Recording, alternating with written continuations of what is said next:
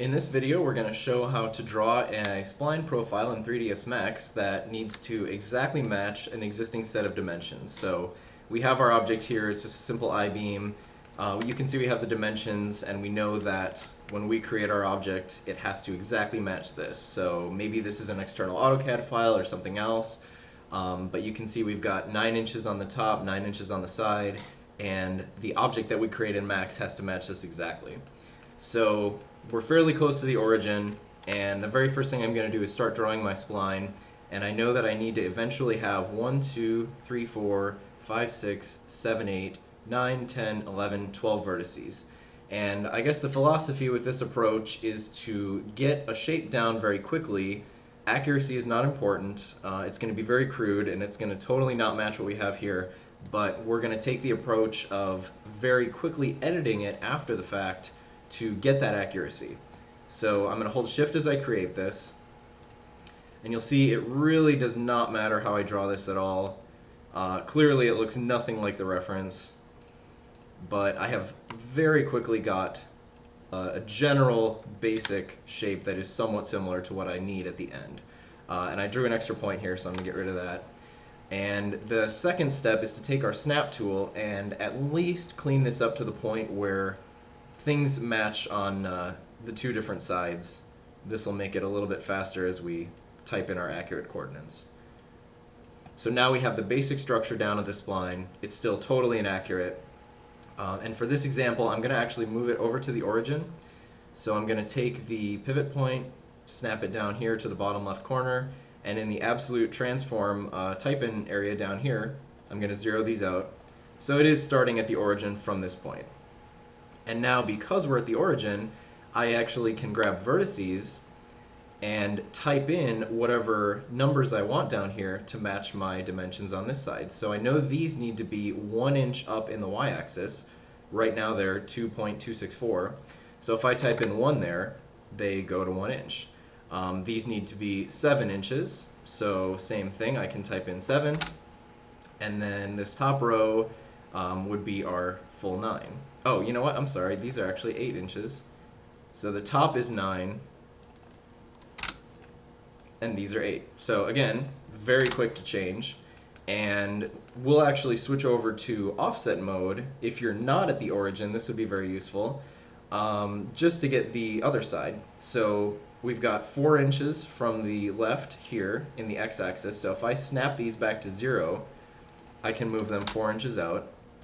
The next set I can snap to the previous set and move them 1 inch out, and then the final vertices are going to be 4 inches from there. So I'll snap them here, move them over 4 inches. So we used both offset mode and absolute mode to move all of our points around very quickly, even though the initial shape we drew looked absolutely nothing like this reference. So now we actually have our shape mostly done. We can use the extrude modifier to give it some height, and if we need to go back in after the fact and add these fillets, we can do that. So I'll jump back down into the line, grab the 4 inner points, and just turn on the fillet tool, type in 1 inch, and that's done. And of course you can see it now here in the geometry.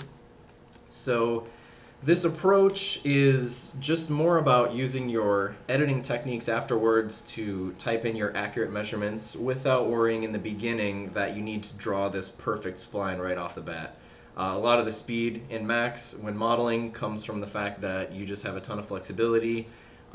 You're very unlikely to get yourself to a point where you cannot proceed or you've permanently messed everything up. You can almost always go back and change things and edit things, and it's very fast. And you could even take this same approach if you had this object collapsed and you don't even have the spline anymore, but you say, you know what, oh, I just found out this top part has to be 2 inches thick, not 1. So I can grab these two bottom surfaces. In offset mode, I can move them -1 inch on the y-axis. -1. And maybe this same thing here, we've got to have 2 inches, so I can move them 1 inch up in the y-axis. Even though I don't have my spline anymore, I can still make those very accurate changes, and I can even go back after and chamfer these again if I never did it originally in my spline. And we can still do a 1 inch chamfer. Maybe I want 12 segments there. And if you end up with some crazy, this is just bad triangulation, we can fix that by hand, or we can just use a turn to poly modifier and click keep polygons convex. So no matter what, you're pretty much able to make those edits after you've drawn the object, and it's a very quick approach to just do in step one, get the shape down, get your points down, and then just do any editing you need to when you're done. You know, you could even add this chamfer in an edit poly modifier, and that way it's stored there. You've got your triangulation is fixed here in another modifier. So that chamfer is getting applied now in a modifier. So if I said, oh, you know what, I realized it does need to be 1 inch. I don't know what I was thinking here with these 2 inches. I can grab these original polygons, move them up 1 inch, and the chamfer goes with them, because this is being applied to the object, to these specific edges, regardless of what the dimensions are of this. So, oops, and I've got the wrong polygons grabbed here. So we really do have a lot of flexibility editing, and you know, it almost doesn't even matter what we drew in the beginning. We've got so much flexibility here. Even if this is a model, if it's a spline, it doesn't matter. It's very flexible to go in afterwards, and it's probably a different approach than how you would have in AutoCAD, where you need to just create everything very accurately and you're drawing certain length splines as you go. It's a slightly different approach here. This is not a drafting software, but when you have that different approach in mind, you can still be very fast and very accurate with what you create.